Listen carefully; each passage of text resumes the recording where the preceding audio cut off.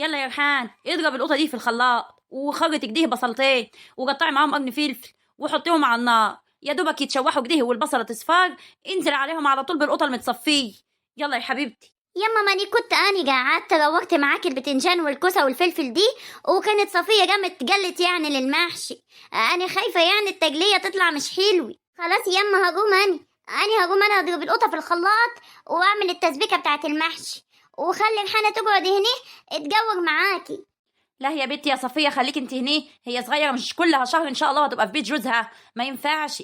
يلا زي ما قلت لك قطعي بصلتين وقرني فلفل حراق، وبعد كده تغسل الطماطم وتنزل عليه وتصفي الطماطم الاول بالمصف. يلا روحي. يما ما انا هعمل انا المره دي. ايوه يما خليها هي تعمل، واني هاجي برضو اتعلم تقوير البتنجان. انا قلت له يعني لا. وبعدين مرات اخوك يعني شكلها كده ممكن تبقى حبلي لسه هتروح تعمل التحاليل كمان شوي. يلا يا بنت روح قطع الطماطم دي يلا وخلصي. بجد يا صفيه يعني انت ممكن تطلعي حبلي؟ والله ماني عارف، امك وامي وجديه بيقول انني ممكن ابقى حبلة يعني. كل دي علشان اني يعني قلت نفسي في الفراولة. مش عارفة بقى بيقولوا لي انني حبل، الله اعلم. يعني اني كده اني وانتي ولادنا هيبقوا في قرب بعض. مش يا بنتي يا ريحان حبل ايه يا اختي اللي انت فرحانه بيه؟ وبعدين اسم الله يا اختي مش لما الفضيحه بتاعتك الاول تدارى حمل الهم والغم اللي انت عاملاه دي. يلا روحي اعملي الحاجات اللي في يدك دي. يما ماني هتجوز وبعد كده هيبقى الحبل يعني قدام الناس كلها، ما اتبسطش ليه؟ طب امشي يا اختي امشي اما نشوف يا اختي الموال بتاعك ده اساسا هيتم ولا مش هيتم. امشي يلا من قدامي ما اشوف رقابك. انا اللي عملت كل دي في حالي، كان زماني دلوقتي مبسوطة بالحبل. انا اللي عملت كل دي. يما زعلت ريحان، ما خلاص اهو ان شاء الله مش هتكمل شهر وهتبقى في بيت جوزها والفضيحة هتتدارى.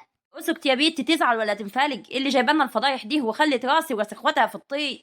جوري يا بنتي جوري، وكمان لو ظهرك وجعك من القعده قومي افردي ظهرك هناك على الحيطه اللي هناك دي، اسندي ظهرك دي عشان ما تتعبيش. لا يما ظهري ما وجعنيش ولا حاجة، انا هكمل معاك. ماشي يا صفية لما تتعبي قومي. أنا عاوزة البت ريحانة تتعلم علشان يعني حماتها شكلها كده مش سهل، وهتخليها تعمل كل حاجة في البيت، وهننفضح بقى وتفضل تقول لها أمك مش علمتك وأمك مش عملتك. خليها تتعلم إنه الوكل يطلع كويس وإنه يتحرق بس مش مشكلة، تتعلم فينا وخلاص. الذنب ذنب إن أنا ما دخلتهاش المطبخ من زمان. يلا يلا جو كنت متكلة على فاطمة في كل حاجة. ربنا يمسكي بالخير يا فاطمة. والله يما تسلم يدك والله. تعرفي ان امي مبسوطة جو من فاطمة، بتقول ان نفسها بيقلب الشارع كله. فاطمة هو في زي فاطمة ولا في حلاوة فاطمة ولا في شطارة فاطمة؟ تعرف يا بنت البت اللي اسمها سارة دي كانت على طول كدي، كانت على طول واخدة الواد إبراهيم وساكنة برا لحالهم. كانت فاطمة بقى اللي منظفاني وهي اللي كانت بتروج لي وهي اللي كانت بتعمل لنا الواكل. هو في زي فاطمة يديها السعد والهنا فاطمة. والله يما تسلم يدك. سلام عليكم، كيفك يا ام علاء؟ ايه دي امي؟ ايه الشقة الحلوة دي؟ اتفضلي يا ام احمد ده البيت كله نور. نزل يا بت من على راس امي. يا بنتي يا صفية خلي عنك يا بنت علشان ظهرك اوعي. ايه يما كل اللي انت جايباها دي؟ يا حبيبتي تجير عليكي، تسلم يدك. لا تجير ولا حاجة يا بنت، هو انا جايبة ايه يعني؟ كيفك عاملة ايه يا ام علاء؟ ان شاء الله تسلم وتعيشي يا حبيبتي. تعالي جاري هني عدي يا بت امك يا بت. كل دي يا اما شايلاه يا حبيبتي تسلم يدك. والله يا حبيبتي ما كان ليه لزوم خالص الحاجات اللي انت جايباها دي، ما الاكل ياما هنا والحمد لله. اقعدي يا حبيبتي اقعدي تسلم يدك. عاملة ايه يا بنتي يا صفية؟ اتوحشتيني يا بنت وقلت اشق عليك. ان شاء الله ما تشوفي وحش خالص يام. والله العظيم انا مش عارفة اقولك ايه، انا مبسوطة وفرحانة. ان شاء الله تشوفي السعد والهنا كله يا صفية. سبحان الله ما بحب اللي بعد عداوي. وانتي عاملة ايه يا ست ام علاء؟ يعني عاش من شافك يا حبيبتي كده يعني. من يوم الصباحية وانت ما جيتيش ولا طليتي على البت فاطمة.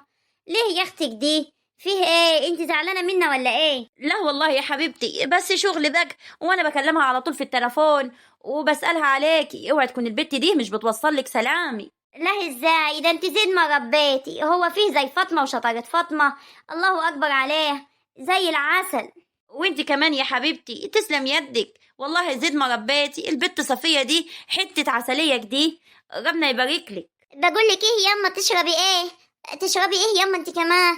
اسوي لكم شاي ولا نحط فطور ياما؟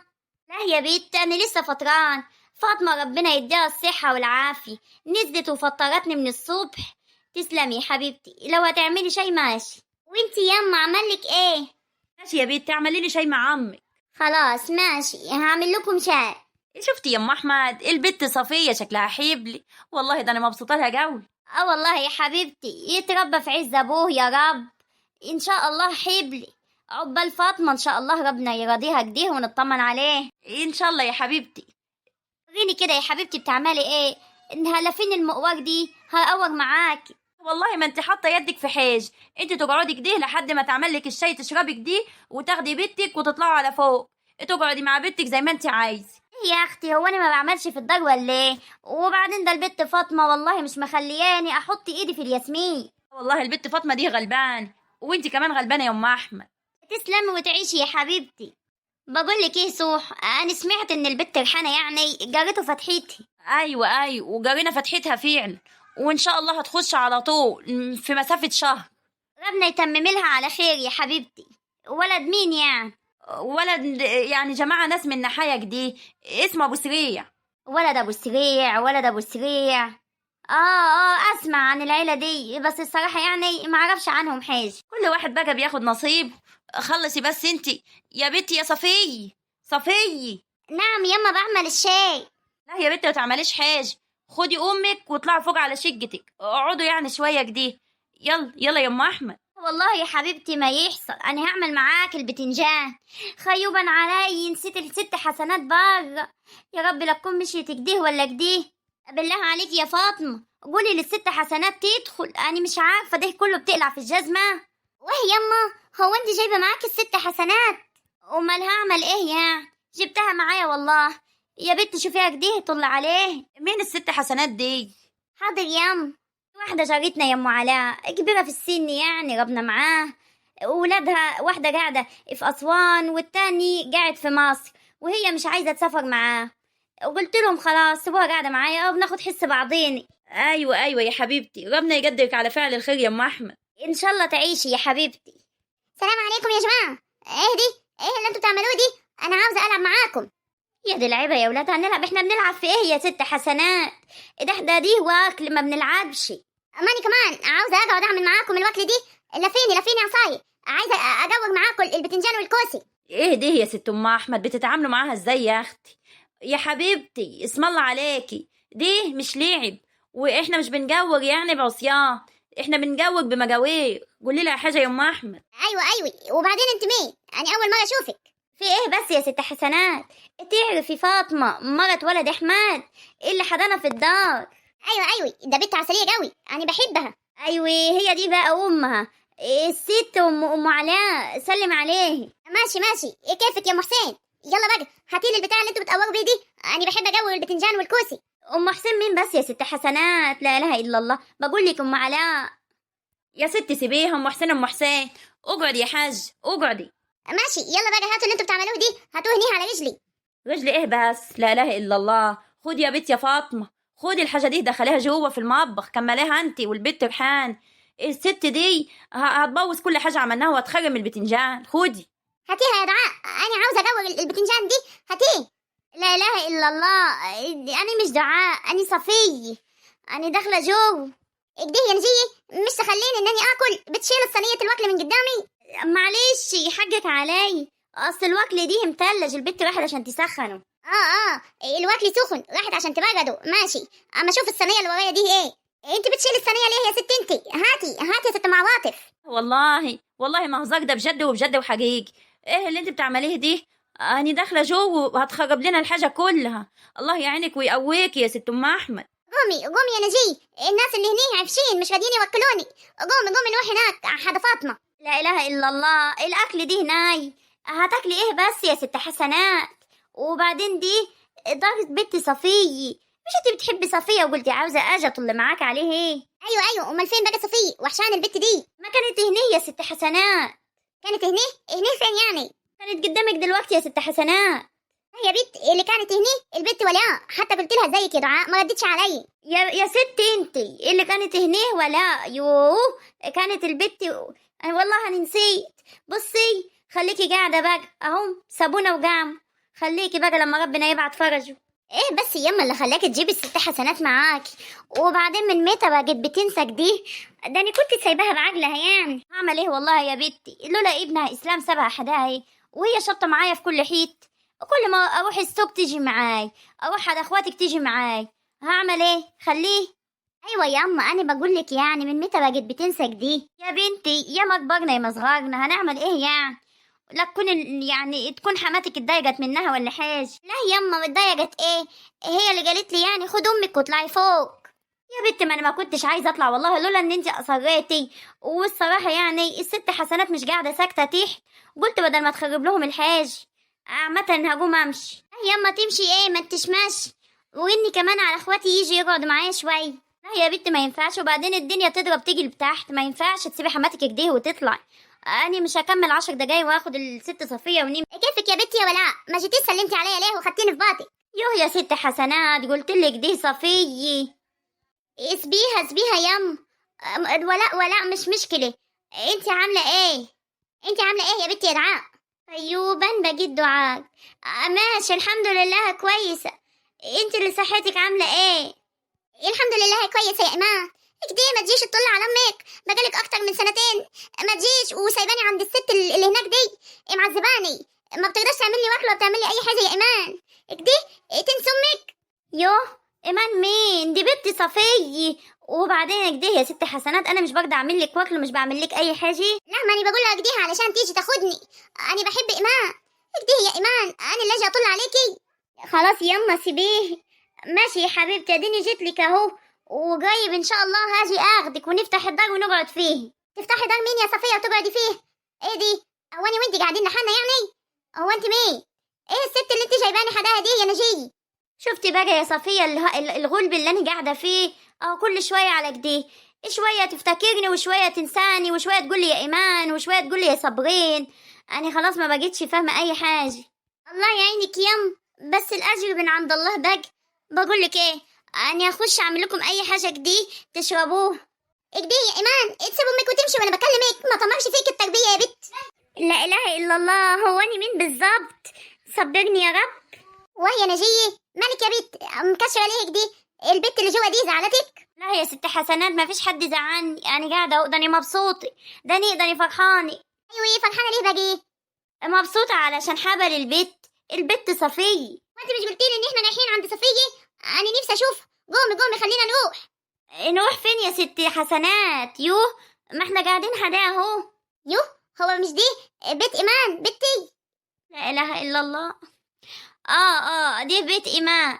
لما نروح حدا صفيه هخليكي تسلمي عليه. ماشي انا قاعده مستنيه اهو. انا لابسه الجزمه وجاهزه.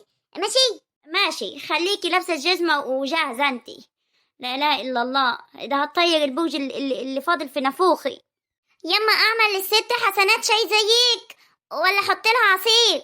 لا انا عايزه حاجه ساقعه. ماشي اعملي لي سندوتش مفتقه. ايه الامر ليك يا صاحب الامر؟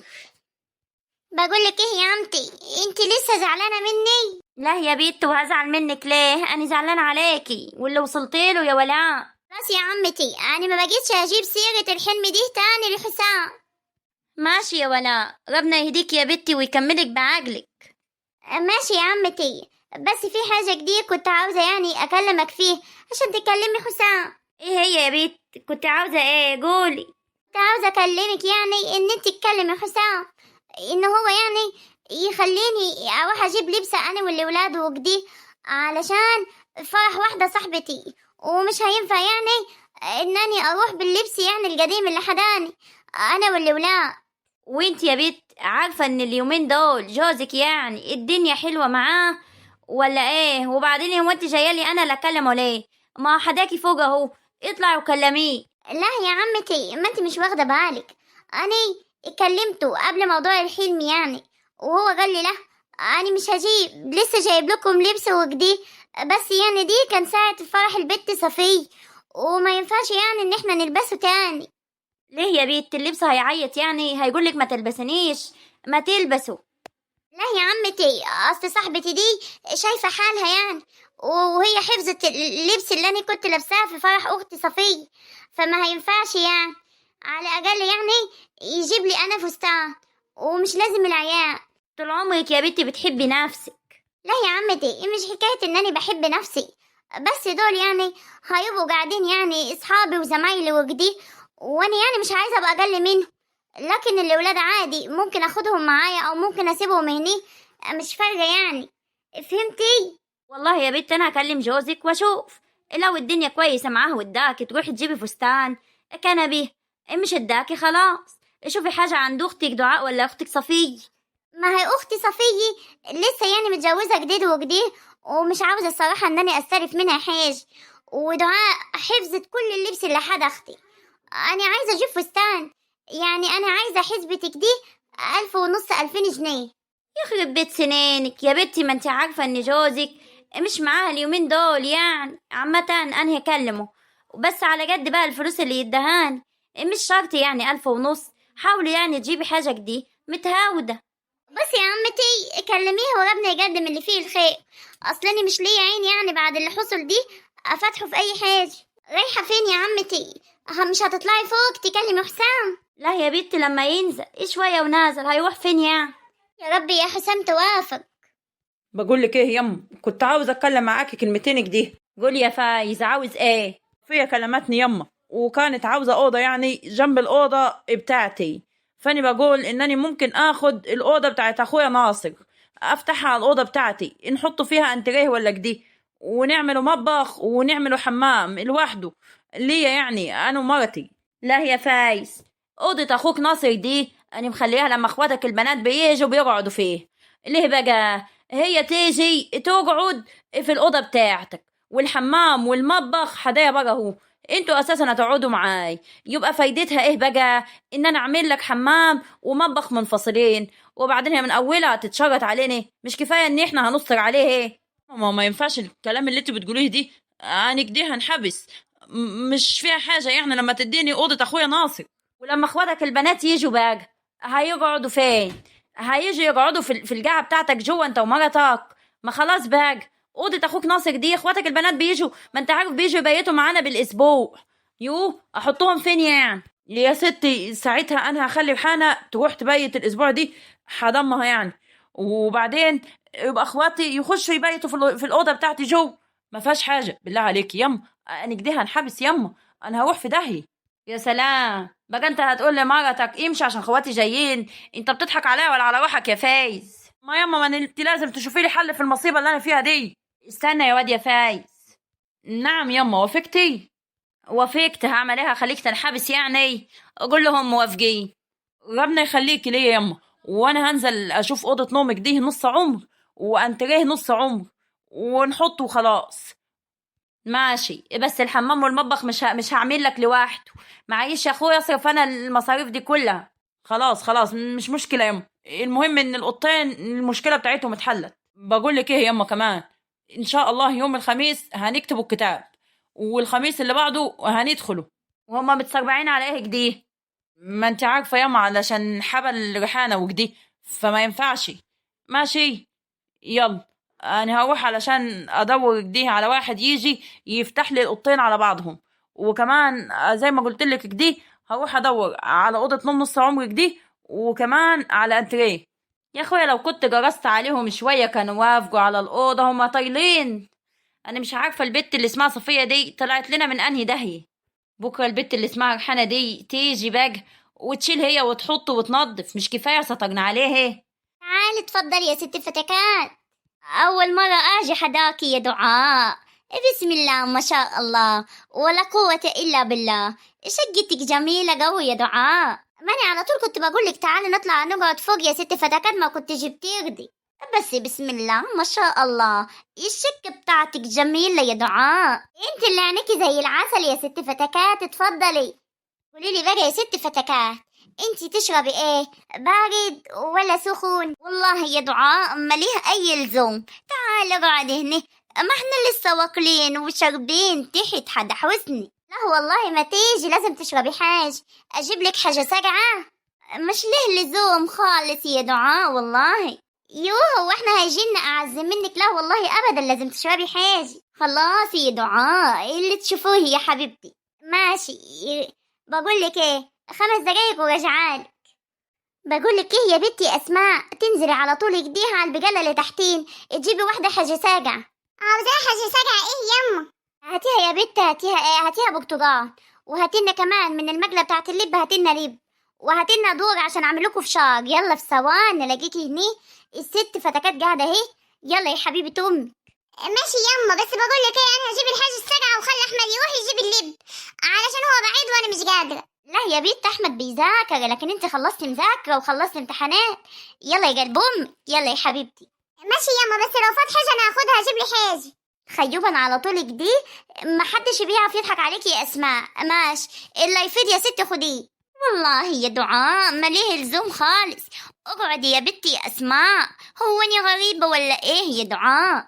اما خلاص يما قالت مش عايزه ايه، سيبيني بقى اخش اتفرج على التليفون. روحي يا اسماء، زي ما قلت لك يا اسماء، عيب، روحي. مفيش غيري، روحي يا اسماء، تعالي يا اسماء، واحمد قاعد جوه مش راضي يعمل اي حاجه. شوف البت واللي بتعمله. يود احنا كنا قدكم ما كناش بنقعد. منوره والله يا ست فتكات. بقول لك ايه، انا هنادم كمان على عمتي، وهنادم على ايه، على البت نفيس، وهنادم كمان على البت ولاء، ونعملوا سهرة هني. تغيير وخلاص، كنا نزلنا تحت وخلاص يا دعاء عشان عمتك. لا، ماني هجيبهم كلهم هني، نقعد نتفرج على التلفزيون. تغيير بقى، كل شوية بنقعد تحت عند عمتي. خلينا هنيه النهاردة. جدع دعاء، ربنا يكتب لك السعادة والهنا يا دعاء.